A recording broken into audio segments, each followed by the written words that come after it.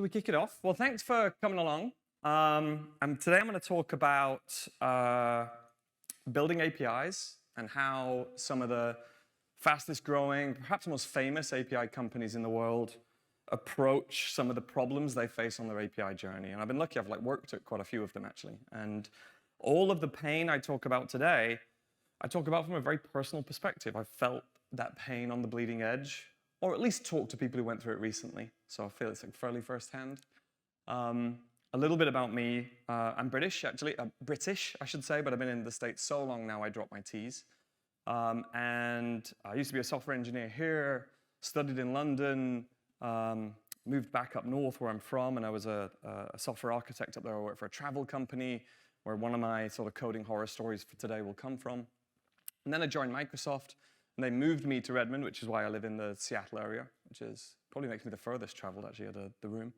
At Microsoft, I was really lucky. I got to start a bunch of products that you probably know a few of them actually if you're all Microsoft fans. So Azure Mobile Services was one of the projects I started at Microsoft. Azure API Management, which is actually a competitor to the product I now founded, was founded by me as an acquisition. We acquired a company called Epiphany, which is such a great name. I wish it was still available. And then I went on to run the integration portfolio, so looking after old tech like BizTalk. Anyone familiar with BizTalk Server? Yeah, a couple of hands. Sorry about that. It wasn't me, though. I just looked after it towards the end of it. Is anyone still using it? You put the hand up. No? OK, good. And then its replacement, Logic Apps, was actually created on my teams. And so it was called Microsoft Flow originally, but I think they recently renamed it to Power Automate Home Server Edition R2 or some crazy thing, right? So that's changed. Then I went to Facebook, where I worked on a product called Facebook Analytics, which was the most fun you have ever had until a certain event called Cambridge Analytica happened. And even though it had nothing to do with Cambridge Analytica, I stopped doing press calls after that moment, as you can imagine. It was pretty much the death of the product, honestly. I founded Facebook Music and worked on Lasso, which you haven't heard of.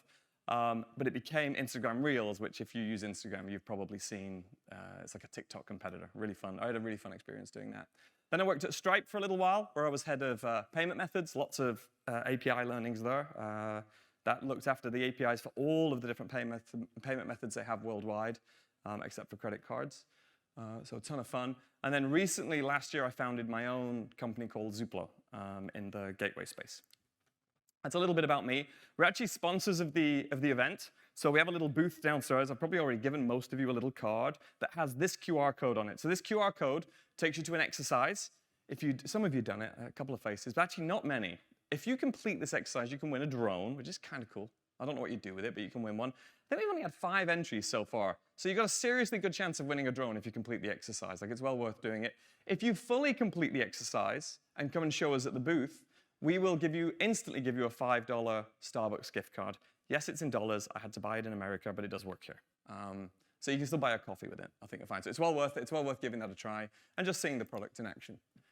So what we're going to talk about today, though, is the API journey we go through, particularly going to focus on public APIs. So that means an API where some of the business or some of the customer uses the API. That's going to be the main focus. There'll be some learnings potentially for internal APIs as well, but I'm mostly going to talk about public APIs. That's what I worked on in my career. We're going to look at how some of those companies, the common approaches. Actually, you'll find there's a lot of commonalities in the lessons they learn and the things they do to solve these problems. It'll also explain why I started the business I started, and what can you do to get ahead. So when we think about the journey of launching an API that I'm going to share, maybe I'm an API-first business, or actually maybe I'm not an API-first business, but eventually most businesses end up need to share some kind of API for integration purposes or for a large customer to upload inventory, even if your primary business isn't APIs. And you kind of go through a few phases. First, when you're launching, you've got to think about the basics. And this is where actually most people start building themselves. So things like authentication, protection. I'll go through all these. How do you document the API so that people know how to use it? Seems obvious, but something you've got to do, and you should do a good job of. I think. How many people here? You're all software developers, right? Is anybody not a software developer? Everybody writes code.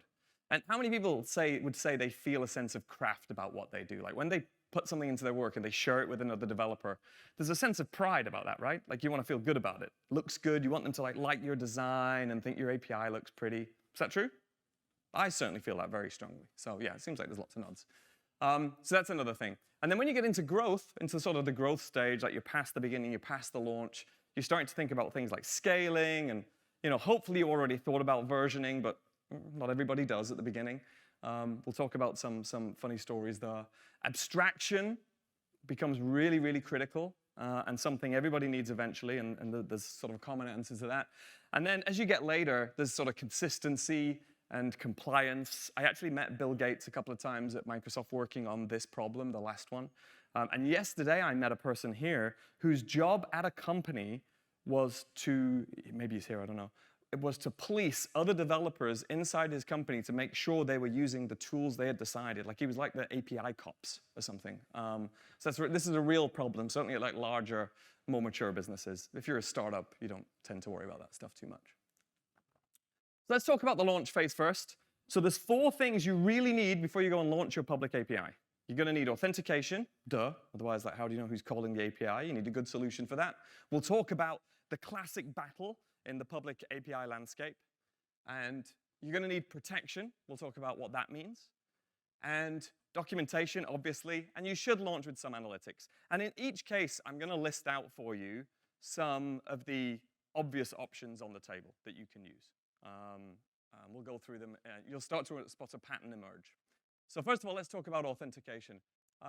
Who has it? You're building a public API, right? You're gonna share it with someone outside of your company. Potentially going to have some sort of sign up. I think the mic's going in and out. Is that right? Can you hear me when it goes out though? Am I loud enough? Okay, cool. I think there's this like battle between, do you use JOT authentication or do you use API keys? And I'm a big fan of JOT tokens, don't get me wrong. Big fan. Actually, Auth0, the leadership, everyone's heard of Auth0, right? The identity company. They're the leadership's investors in my startup. I'm good friends with all those folks. They're very big into the JOT game. They've almost tried to like claim ownership of it with jot.io. But should you use API keys? And like, what's the way to think about this decision when you're launching a public API? Like, what's the reasoning for making a decision between these 2 things? Anybody got a stake in the game? Who would say the best way to go is to go with a JOT token? No hands up. Who would say the best way to go is an API key? 1 hand over there. And then just lots of people who aren't willing to take the gamble. Fair enough, it's okay. Well, what are these? I think these are all pretty famous companies who have an API that is well known, right? The Stripe, everyone's heard of Stripe, right?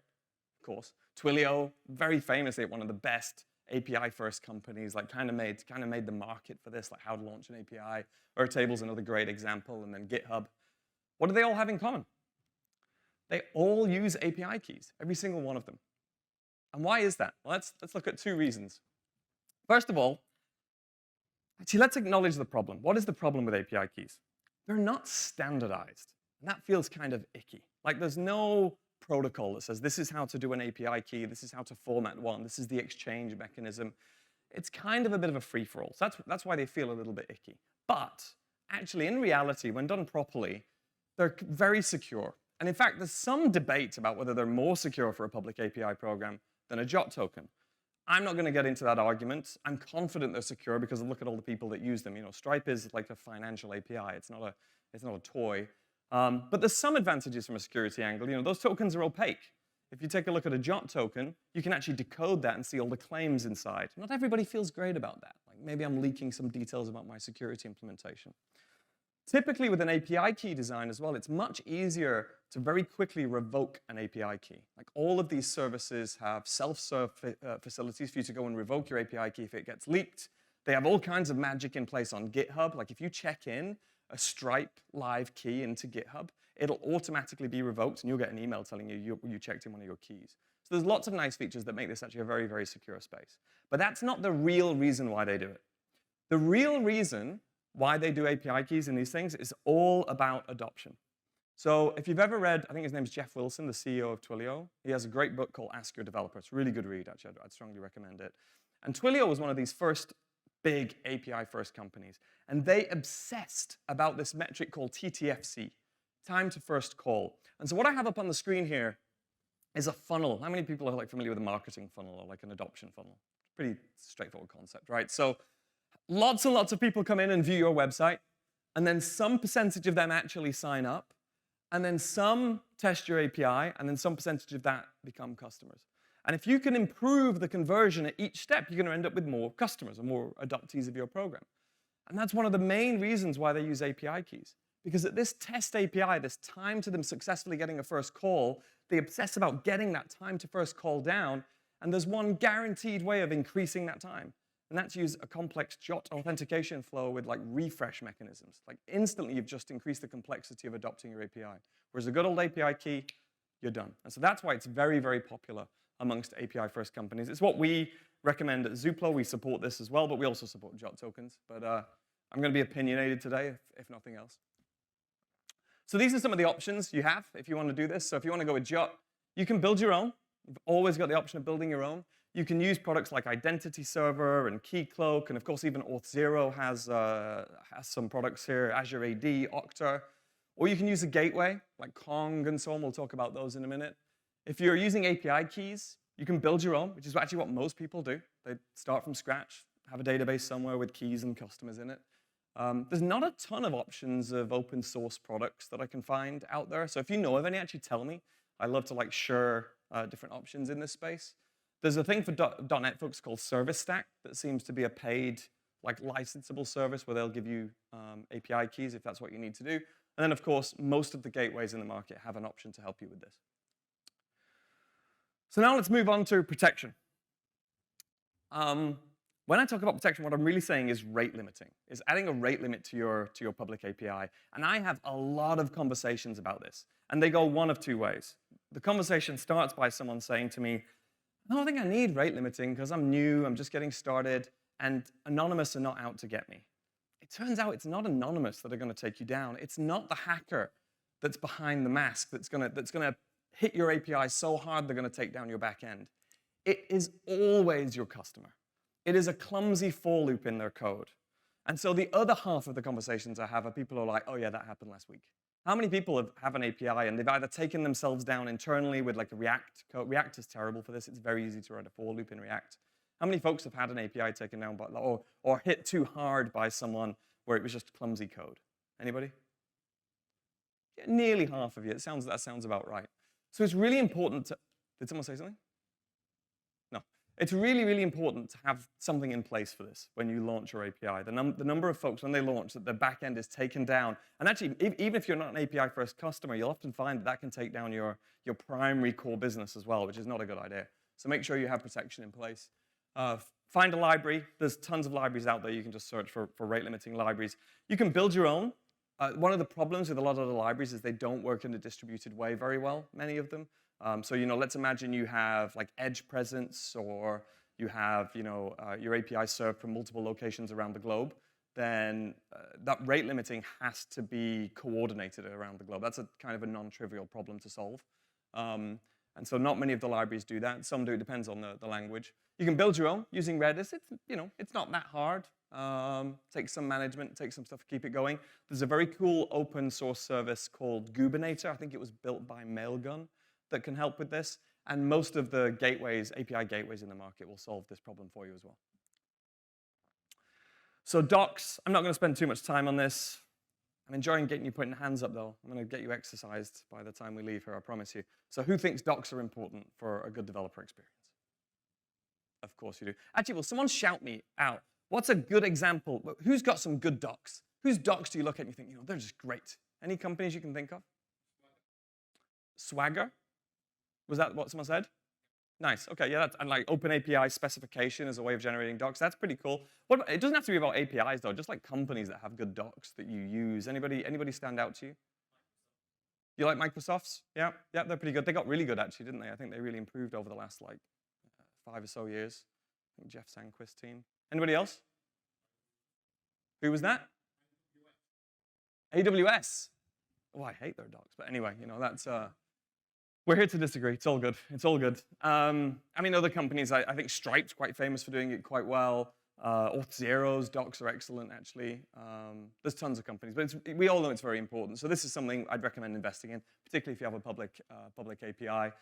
I've mentioned some of the options of services you can use here to help you very quickly get good docs for your APIs. So there's build your own. I don't know why you'd build your own today. That seems mad, but you can. You can use Swagger, somebody said, which actually is as much a specification as it is a documentation tool, but it's very well known. Everybody heard of OpenAPI specification and Swagger? Yeah? People use it? Yeah? Yeah, okay. There's things like Rapidoc, which is an open source skin over Swagger. README, which is kind of the same thing, but it's a charged product. Redocly, Stoplight is pretty cool. Most of the gateways have this stuff too. So pretty easy. And then analytics, I'm not really going to get into analytics too much. You folks know you should have some measurement in place when you launch your API so you know what the hell's going on. I don't need to sort of go into the reasoning of that too much. There's a couple of well-known products here I think are interesting. Mosif, API metrics. Most of the gateways will have some analytics metrics for you as well. So now let's talk about the growth phase of launching an API. So we're now launched. Hopefully, maybe you're getting some customers or your first partners are onboarded and they love you. They're very proud of they're very excited about how easy it was to integrate with your company, and you're getting a pat on the back from your boss, which is the goal. Then you've got to start thinking about things like versioning. What am I going to do when I launch version 2? Abstraction, because you don't always need to version. You can dance around it. I'll tell a story about that in a minute. Although you should think about versioning, obviously, when we get out of it. So I actually think it's very smart to at least think about these things before you launch, right? You will save yourself a lot of pain than going in and solving this problem later. And there's a lot of easy ways of doing that. But let's talk about versioning an API. And we may not all agree here. This is absolutely fine. It's a healthy discussion. And so what I'm curious about is how do folks like to version their APIs today? I see two main ways personally. I see URL-based versioning and header-based versioning. So you send something like a v3 in the accept header or some custom header that says what version. Hands up if you're in the I don't version the API camp. And it's okay, we've all been there. Okay, well, one person with the guts to do it, I appreciate that. Anybody in the URL-based versioning? Okay, that's probably just about most of you. Anybody in the accept header-based versioning? Okay, a smaller number, which is probably about the same as what you see when we look at those companies, probably about the same distribution, actually. Most of them are URL-based, Twilio, Stripe, Airtable. This is a small sample, but I find this holds true probably across a larger number. GitHub uses the accept header. If I'm going to get opinionated about it, which I'm willing to do, I personally do prefer URL-based versioning. And I'll use the Git as a concrete example. So with GitHub, their API, if you go and look at their docs, it says you send an accept header, and I think it's application/json.v3 or something. And that v3 tells them which version of the API you want to use. But then there's this weirdness. If you don't send an accept header, they say, we're just going to assume you mean v3 because that's the one we want you to use. That feels really dangerous to me. Because now if I've got customers that are not sending that accept header, and I update the default version, I just kind of break everybody. And so there's something beautiful about putting the version in the URL. It's part of the address. Nothing works without that being extremely explicitly placed inside the URL. And I think, honestly, I think in its favor, I think of Stripe, Twilio, and Airtable are much more API-first businesses. Whereas GitHub, it's a source control-first business. Their API is not their primary way of doing business. And I think that's why folks like this obsess about these details a little more, honestly. So personally, I'm in the URL-based camp.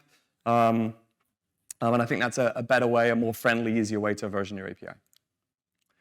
Let's talk about Stripe, though, and their versioning. So they do URL-based versioning. And if you go and look at their quick start today, which is excellent, their tutorial that guides you how to accept a payment, it dances around the code as you scroll through the instructions. It's really cool. And you'll see if you look in their curl example that this is the URL that you hit, v1 payment intents. So how many versions of the Stripe API do we think there's been since Stripe launched in I don't know, 2010 or something? How many? Anyone willing to take a guess?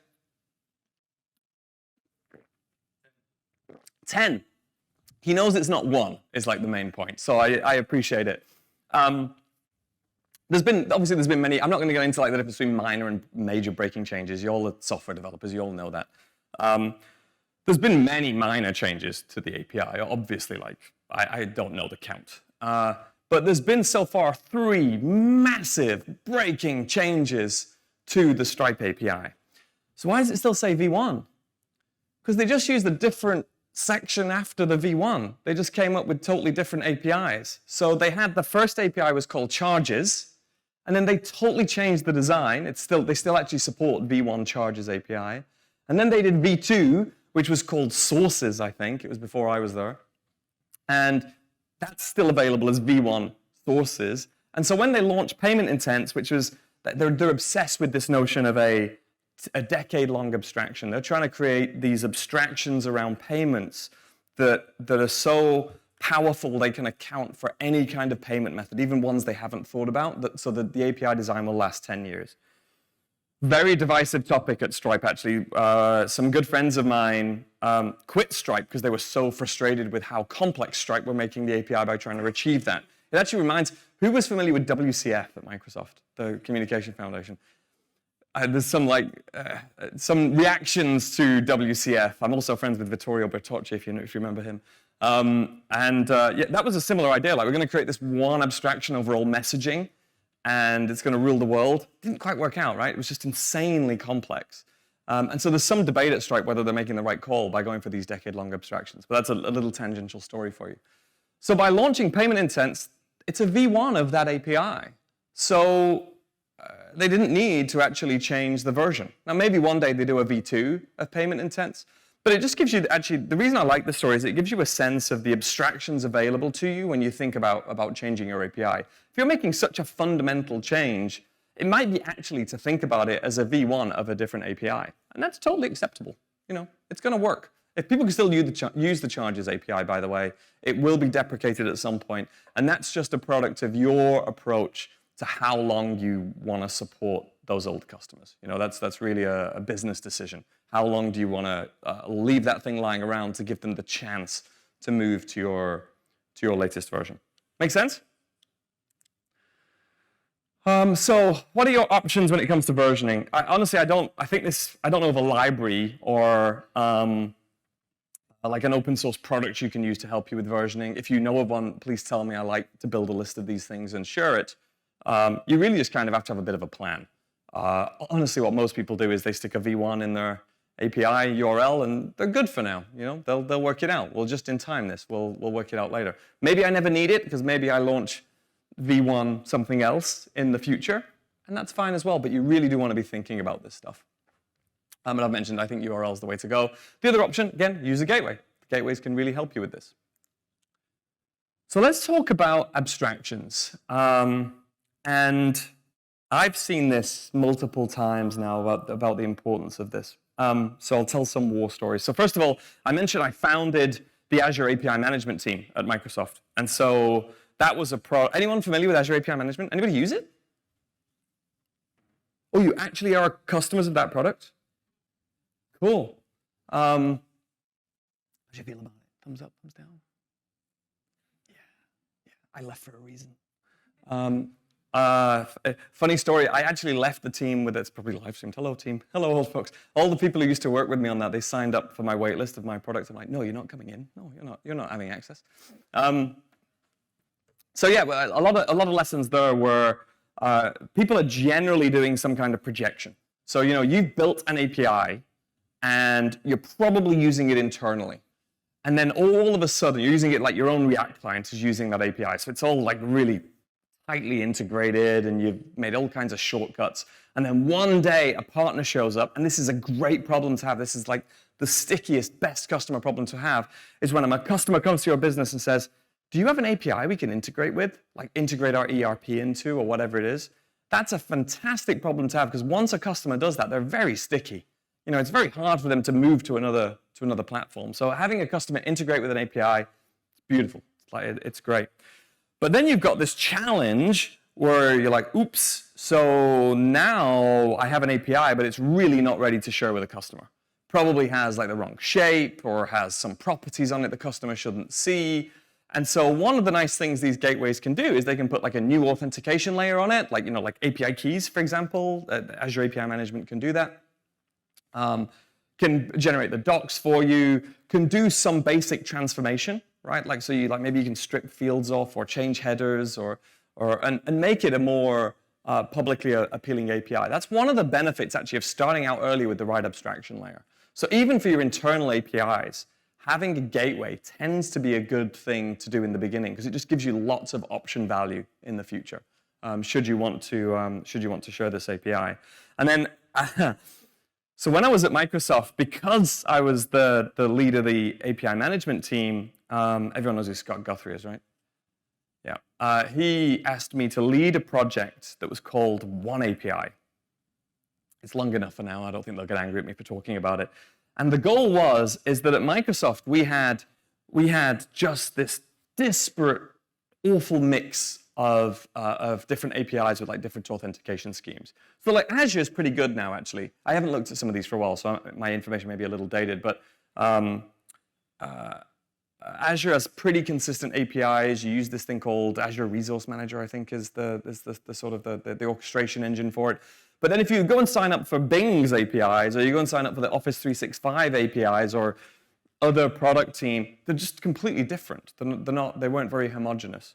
And some other companies were doing this much better, like Google actually tends to have a very consistent approach to the way they have all of their APIs across GCP, across their docs products, etc. And that's a really nice place to be, because this is where we talk about the compliance and the consistency end of the scale.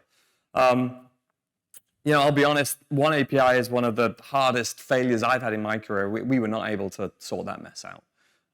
Everything was too different. People were too siloed. We came at the problem far too late. It was just like moving heaven and earth. It was very hard to get something done. And so one of the lessons there is the sooner you start thinking about having an abstraction in place where everybody is routed through the same abstraction, the easier it's going to be to achieve that compliance and that consistency later in the day. And I don't know how much progress Microsoft have made on this since, but the reason it's really important, I mean, imagine how many developers use Office 365's API, right? Like a lot of people. Or how many people use the Azure API? And from a business point of view, they want every developer that uses that to be very easily able to move sideways and also use this API and also use the Bing API, and it being their first port of call, their first choice. But it's not, because it's like an alien landscape. You land there and it's like you're working with a completely different company. And so that's bad for cross-selling. So that's one of the reasons why consistency is important. And I don't believe they've solved this problem.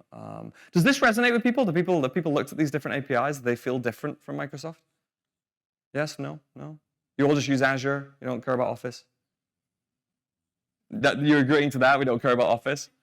That might be why, though, Like if you could easily access this Office API and use the Google Sheets, what's it called? Excel thing. The theory is adoption across these platforms gets much more interesting and much more easy. So having the right abstraction layer in place is really important.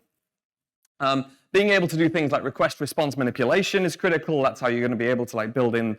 If we'd have had a good enough gateway at Microsoft, and I'll be brutally honest, API management was very early in its journey at the point we tried to do this. This was like 8 years ago, probably.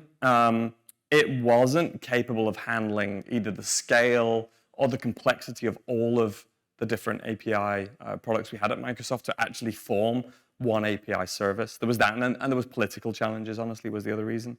But if we'd have invested in it early enough and had a good enough gateway solution across all of those APIs, I think it would have been a very solvable problem. I think it would have put us in a much better place.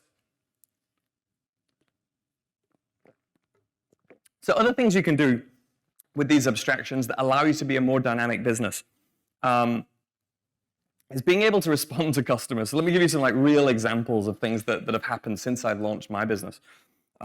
So we have one customer who, they have an API. It's V1. They're using URL-based versioning. And that routes into one of their Kubernetes clusters. And all the traffic goes that way. And then they decided they were going to make a non-breaking change to their back end. So the back end was going to do some super fast, cool processing. I don't really understand what it did, but it was better. But the API was going to be the same.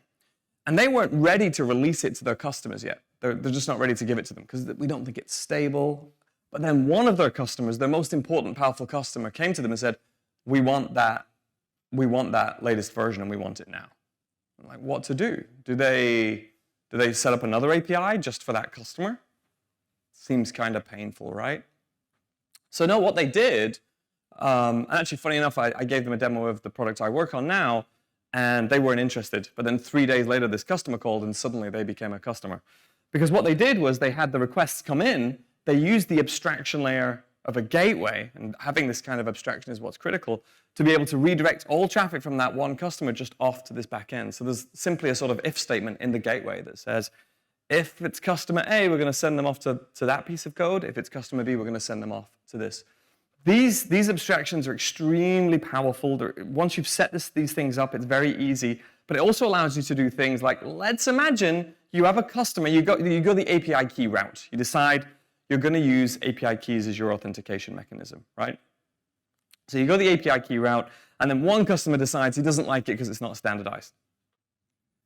She says, I'd like you to do something else. I'd like you to do JOT tokens. You're like, oh, gosh, so now I've got to go into my API, actually meddle with the code, and somehow wire in an option to do JOT authentication. If you have the right abstraction with a gateway, that's usually just clicky-click, draggy-drop. I'm just going to turn on JOT authentication as an additional option, and you're off to the races. So that's some of the reasons why I think this is important. You could use some middleware libraries. Like most of you are .NET developers, I'm guessing. So with ASP.NET, there's a bunch of plugins you can put in that intercept the request pipeline. I'm assuming there's stuff on NuGet that can do some of this stuff. Probably might not be that hard to add JOT processing to API key auth, but it does end up kind of meddled into your code and add some complexity to the base. You can just write code. Of course, you're all developers. You all have superpowers where you can write code to solve any problem. That's the best thing about being a developer. Or you can use a gateway. And you might have noticed I'm saying this a lot. I believe in this so much, I created a gateway company. You should use a gateway. It's crazy that if you're going to launch an API or have an API, not to have a gateway, take most of this nonsense, extract it out, and give you all of these abstraction layers. And the good news is there are tons of options. There are lots and lots of gateway options out there. Let's talk about some of them. There is Azure API Management, which some people have mentioned is a good gateway. There's AWS API Gateway. There's GCP API Gateway. Kong, Tyke, actually a British business, I think. Istio, Envoy, Apogee. Any I've missed out? Gravity is another one. Yep, I've heard of those folks. That's like open source, I think. You install it yourself, right? Is it hosted as well? Okay. Do you use that one? Okay. Any others? No, that's it. Okay. So there's a question I get asked them when I say this, why did I start an API gateway company, given that there's all of these options? And there's a few reasons. I think most of them are quite hard to use. They're not really designed for developers in the way I think of a developer product and what I want it to do. They're not fun, which I think is really important. When I think about great software tools, I actually enjoy using them. The number of folks I talk to who describe the pain of using some of the other products I've mentioned. And here's the key point, though. They're like kryptonite to your superpowers, because most of them you can't actually do what you're great at to solve a problem. So let's imagine, with any gateway, you're going to get 80% of the way to where you're going to go by using the built-in policies. So Azure API Management that you folks are using has a pretty healthy list of policies. It's probably going to cover 80% of what you need to do. But so this is the gateway in theory. What is a gateway? You have your clients. That might be your mobile app. It might be your partners or someone else. They're going to call the gateway. That's going to take care of things like authentication, authorization, protection, docs, versioning, maybe some analytics as well. And that then calls your API. That's how a gateway works. It's usually a separate process that sits somewhere. But what I have encountered in reality is that most folks, they deploy the gateway, it takes care of some stuff, but then they end up having to write some kind of wrapper to do the projection and the transformation, and they write code and they deploy that as an API that actually sits in front of their API. And it was when I kept seeing this pattern, I'm like, this is crazy. Like, why aren't we letting developers do what they do best? Why aren't we letting them write code? And so that was why we created Zuplo. Because in this place, you can actually write code that runs in the gateway, extremely high performance, and you can do all of this stuff in actually running in the gateway. And so you get rid of all of that complexity. It gives you, like, it's the ultimate abstraction layer, and that's why we built it. I think, if you'll forgive me, I'd love to give you a little demo of the product. Does that sound okay? You want to see it in action?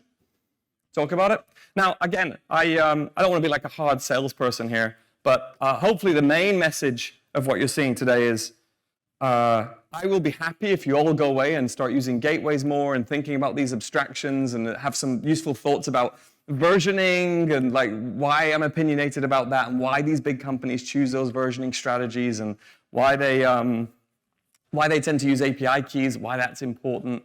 And of course, we've embedded all that knowledge into the product I've built. But yeah, that's the main thing I wanted you to take away. So let's take a look at the product in action. So you folks can actually go and try this. Just go to portal.zuplo.com. And as I mentioned, actually, if you follow that QR code I showed you before, you can actually come and do an exercise in here, and you'll get a chance to win a drone. Come and show me at the booth. I'll give you some stickers. If you haven't already got one, I think I gave you most of you a sticker. And you can, you'll also get a $5 Starbucks gift card. So what I'm going to do right now, let's have some fun, is I'm going to create a new gateway. And actually, you're all going to play along. So have your phones ready, because you're actually going to have the gateway live, and you're all going to try and break it. And you might do, because we're just going to use a free developer instance. But I love doing live demos. There's nothing like taking a bit of risk. It makes this way more interesting for all of us, doesn't it? So we'll accept the default name of Tomato Dolphin. My charger just fell out. And that's actually going to create a gateway, and you'll see just how quick that's coming together. So my UI is ready, and actually everything I'm doing in here is a file. So you can do everything I'm showing you here, you can actually do in Visual Studio Code. We just have a pretty web version as well. You can do either. And everything that configures the gateway is a file. And notice the gateway is actually live already. So I'm going to share it with you. You can all go and see it. But before I do that, I need to add a route. So a route is the heart. Actually, I'll try and share with you as well, like what's common about a gateway, just in case folks aren't super familiar. Like a lot of the patterns in here are available in other gateways, and I would encourage you to try them all. And my hope is, the reason you choose Zuplo if you decide to go that way is because it's a better experience. That's your decision to make. So most of the concepts are very familiar across all the gateways. So this is our route designer. This is where we're going to set up all the routes. So when you think about it, a request is going to come into the gateway, hit that gateway, and then it's got to decide what it's going to do with it. And in most cases, it's just going to kind of forward it on to some other URL. So let's add a route that does that right now. So I'm just going to click Add Route. It's going to be on the route path, right? It's going to support get. We can support multiple methods. I'm going to give it a label. Let's call it route path. Versioning. Look, we have like built-in URL versioning, so you can see that adds a v1 or not. And then, of course, do you want cross-origin resource sharing? Huge headache to implement this correctly. Let a gateway do it for you. Don't write this stuff yourself. It's just so much easier to have this in a configuration layer. We have two options here, but you can actually also configure custom options to allow cross-origin resource sharing for certain domains. And what happens is when a request matches this section, it's going to do a rewrite to this URL, to welcome.zuplo.io. So what I'm going to show you now is a little web page. So this is the web page, and we're just going to proxy that now for the purposes of demo, right? We have a little route tester built up here. It's quite handy. Just allows me to test my routes. Like getting routing right in a gateway is quite tricky because it's often doing manipulation to what the URL looks like. It might like take query strings and make them into parameters. And so we have a little built-in test client that will do that in real time. So I'll just show you that in action. It goes, oh yeah, we matched this thing called route path. There it is. And this is what the rewrite is going to look like. It's just going to forward it onto that URL, right? So I'm going to save that change. That's going to be instantly live. And I'm going to copy this URL and get your phones out. Get ready. We're going to go and generate a QR code. You can all go and hit this API. And I'm just going to hope you don't break it.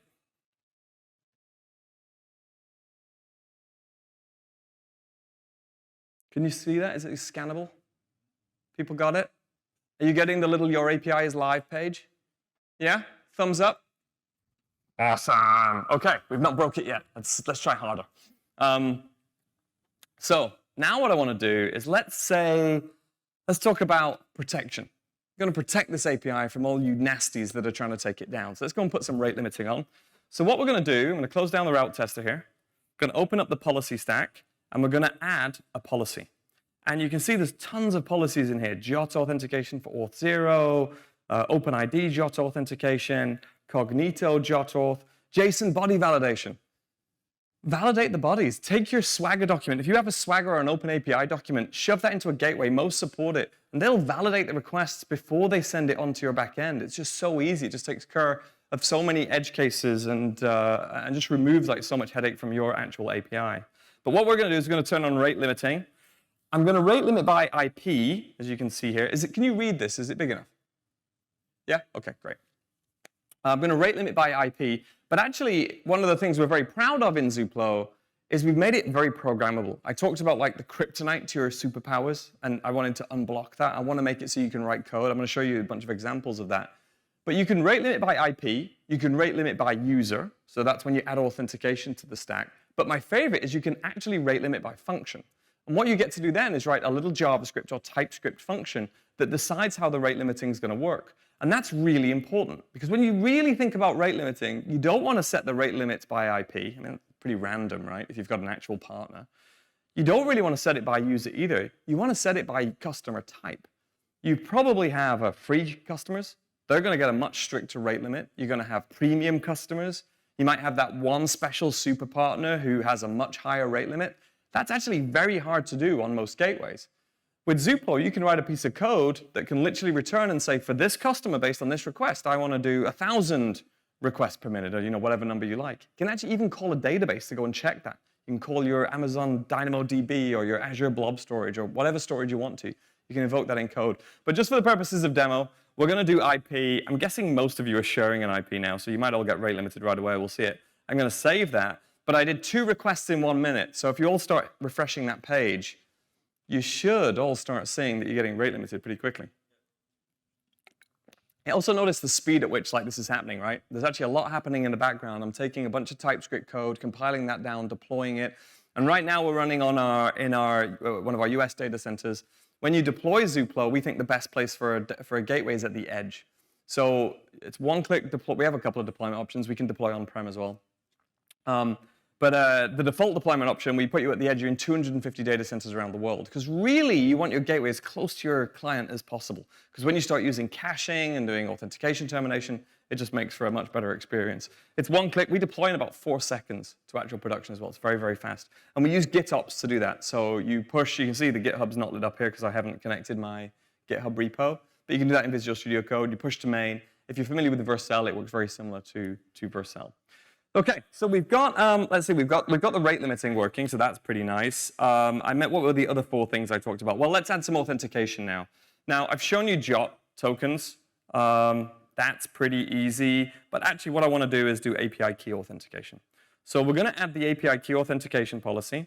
Now, I probably want to authenticate before our rate limit, because I might use user-based rate limiting, right? So I'm going to put the authentication in there. And actually, I'm going to save that now. And then when this thing stops spinning, it'll be live. And if you folks hit it again now, you'll see that you actually get an unauthorized response. You don't have the key, right? So you're not coming in. No, no, no. My API is now secure, which is really nice. But how do I get a user? So one of the challenges when you're doing API key authentication is there's a lot to think about. It's very easy to do this part. This is kind of easy. It's like we call a database. How this works, right? The request comes in. We say, oh, this person's got API key authentication. Let's check for a key. And there's no key in your request that you're sending. So we just go, nope, you're not coming in. If there is a key, we have to go and call a database. We run call a database. We check if that key exists. Who's the customer? What's their information? But we don't want to call a database in every request. So then when we get the first response, we have a very high-performance cache that runs at the edge in a distributed way that's synced, so that for all of the other requests, it's super, super fast. It takes milliseconds. We tend to add 10 to 50 milliseconds to most requests. But then there's the whole problem if you're building your own API key solution of, so now I need a database where I store keys, and I have to have a UI where people can come and access their keys and roll their keys, etc. And it becomes a pain. Well, of course, we have an option for that built in. A lot of gateways do this as well. We're not the only one. And so let's add a new consumer. So a consumer is like a customer. Let's pretend the customer is, the police are on my mind after last night. Let's pretend it's the police. And then we say, who is the manager? Who are the managers that can manage these keys? So this would be where you put like your customer's email address. I don't happen to have any police email addresses, so I'm just going to put mine in because it'll make for a better demo.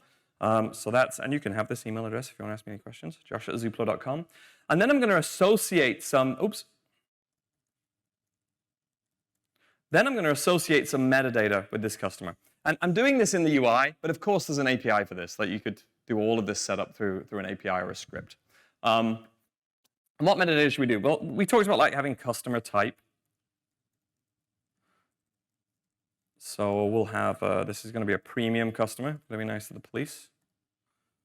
And let's say then we wanted to build some sort of authorization scheme. So I'm going to say roles. Let's make it like a list of possible roles this person's a member of. We're going to make them an admin because the police, they have superpowers. I'm going to save that. So now my API as a potential consumer, I don't get to see their keys. It's not my business. That's for them to see. So where would they do that? Well, I mentioned the other important part of your launch plan for your public API is to have documentation. So what I want to do quickly, though, is just add some more routes. Let's make this a more interesting API. So let's add another route. Let's do a post instead of a get to hello NDC. I'm just making stuff up now, really. Let's add some JSON schema validation. And we have an example schema built in, so I'm just going to use that. I don't want to write a JSON schema in front of you, but you're all familiar with the idea. That's probably enough for now. So I'm going to save that. And we should be good. And so now notice that I have this link up at the top left that says, go and view your developer portal. So we actually, the whole time we're doing this, we're actually generating a developer portal for you with documentation that would help your developers go and see how to use your API. And so you can see, oh, it just disappeared. Why did I do that? So you can see here you can see here all the different methods you've got. So we've got like the root method. This is how to curl this. I've got hello NDC method down here. And notice I also have this consumer key here that I can create. So I can now create a key that this person can use, excuse the formatting in this window, that I can use to call my API. So I want to show you this in action. And to do that, I've got to set a header because it comes in on the header. And we actually have a built-in test client that makes it really easy to test your API. You can use Postman or Insomnia or whatever tool you use, but I'm just going to use this one because it's here. We're not trying to compete with Insomnia. So let's go and add a new test. I'm just going to call this NDC. That's going to create me a little test file. And I'm going to do a get on the root because that was where we put the API. And if I call this, you'll see I get a 401 and authorized. You can see all of the headers I get, etc. And the response that I'm getting here as well. Everything's very laggy at the moment. My computer is running very slow. Let me just try and reload that. Okay. So let's test it again. Oh, I didn't save my changes. That'll teach me. I'm going to delete that, do a test. And you'll see now I get a 401 and authorized as expected, right? So I'm going to do authorization as the header, bearer. I paste in the token. I hit test. And we are off to the races. I now get a 200 OK, and you can see I'm getting that welcome to Zoopla page. So that's how easy it is to add. So I've covered a couple of bases now. I've got my authentication sorted. I'm using API keys, which I like because it's easier for everybody to use. I've got my documentation sorted. I've got my protection. We're pretty much off to the races. So now what I want to show you is some of the ideas around abstraction. So if I go back to that routing table, you'll notice that we have a couple of options here on this request handler, right? It says URL rewrite. So a URL rewrite simply rewrites the URL and targets some different backend. Actually, a lot of power here. If you're an AWS Lambda customer, we can call a Lambda directly. Now, most of you are probably Azure customers, I'm guessing, given the nature of this conference. But the way to expose Lambda is through AWS API Gateway, typically. Zoopla actually outperforms API Gateway when calling Lambda, so it's a popular option for that. But my favorite is to write a function. So I can actually write some code here. My Mac is very much locking up. It's all frozen.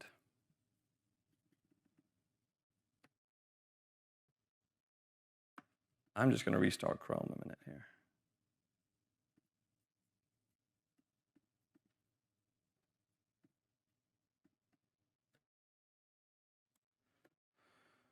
Was this the one we were working on? Was it called Tomato Dolphin? Okay, good. Okay, so I'm going to show you the function version of this, which I really like. So in this case, what I can do is I can actually write code when my mouse works again. So here, I'm going to save that. And if I show you this code, you can actually do anything in here that you can do in JavaScript or TypeScript. So what this is going to do is going to return a string that says, what's up? That's our funny way of saying hello world, because we're funny like that. I'm going to save that. But actually, before I have you try it, let me go and remove the authentication policy and the rate limit, because you folks can actually try that using that same URL. So if you go and hit that URL now, it should actually be live, and you should see that you get a message, what's up, come back to you, right? And just to prove it, that it's real, I'm going to do it again. I'm going to change it. I'm going to say, what's up, NDC, exclamation mark, save, deployed. Oh, save, deployed live, hit it again, you should see you get that change, right? So this is where people are doing the really smart abstraction. This is very high performance. It runs inside the gateway, in process. There are no process hops, and it's crazy quick. It's crazy how fast this is. So what I have people doing, for example, do you remember that story about the customer that had, he had a bad customer that wanted the latest beta version? So what he did was if request.user, so he can inspect the user as it comes in, .sub equals, let's say, bad customer. No customers are bad, though, so that's not true. Then he's going to return, so I'm actually starting to proxy now in code. This is simply going to return what's at the URL. Let's do, since you're all Microsoft fans, let's do Microsoft.com. I mean, obviously, I prefer to proxy APIs, but web pages make for better demos. Otherwise, for all other customers, return fetch example.com.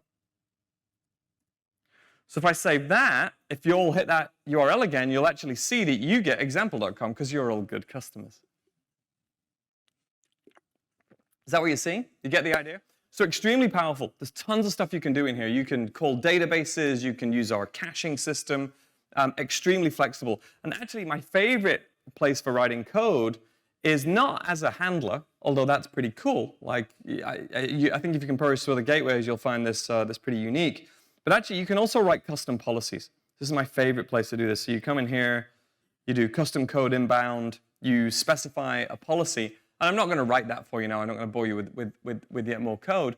But you'll get the idea that what you can actually do is very similar to the code you just saw me write in the request handler. You can apply that to all your policies, and people write custom authorization schemes here. Because let me show you, actually, I'll just show you one last quick demo. Let's change this code. So what it does is it just echoes the user back to you. So return request.user.sub. Now, I need to actually add a user here again, so I'm going to have to add authentication. So let me add back API key auth inbound. I'll save that. And if I go back to my test client and I invoke that now, so we're going to do a get on the root. Let's clear that one. Authorization, paste, test. Notice what I actually get back is police, because that's the user sub, right? That's actually what I had the code return. Actually, that would have been better demo if I did just return request.user. So I'm going to save that. Sorry, you can't try this because you don't have my API key. I'm not giving it you. But now you'll see I get all of this data. The sub is police. The roles are admin. The customer type is premium. So I can use this information inside my custom policy. I can use it inside my rate limiter to decide, oh, it's a premium customer. I'm going to give them 100 requests per minute instead of 1 per minute, or whatever the number would be. Or this particular route is going to be protected for people who have admin privileges, or whatever scopes you come up with. So people do some really creative stuff in here. One of my favorites, actually, was a company that's using us that ingests data to their AI processing backend. And as that data comes in, we just send it onto their backend. But their backend can be a little flaky. It goes down sometimes. So they came to us and said, can we have a custom policy that I put on all of our routes that archives all incoming requests to Azure Blob Storage? Actually, there's a video of me how you do this online. And so we wrote this together in like 20 minutes. Honestly, 20 minutes. They've been running in production with that now for 4.5 months. And every single request that comes in, they archive to Blob Storage. So if they go down, they can then replay those requests later. And in fact, they changed the code to always return a 200. So now the customers don't even know they've gone down, so they have 100% uptime, which is good because they're not losing any data. They're actually processing it, but their customers just think they're awesome. So they're very, very happy campers thanks to a solution like that. And that's what I mean about the importance of having the right abstractions in place. So I'm going to pop back to my slides. Let me just open these up. And then go right to the end, and then we will wrap up. But yeah, that's basically hopefully a useful talk for you about some of the key ideas of like how these big companies approach building and scaling a large API.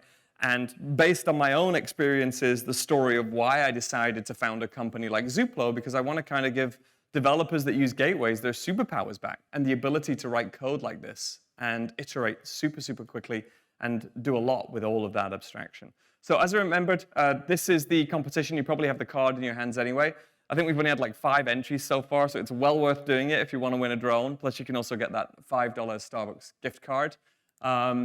And you can always try out this product as well. Go check it out. Go to portal.zuplo.com, sign in, give us your feedback, let us know what you think.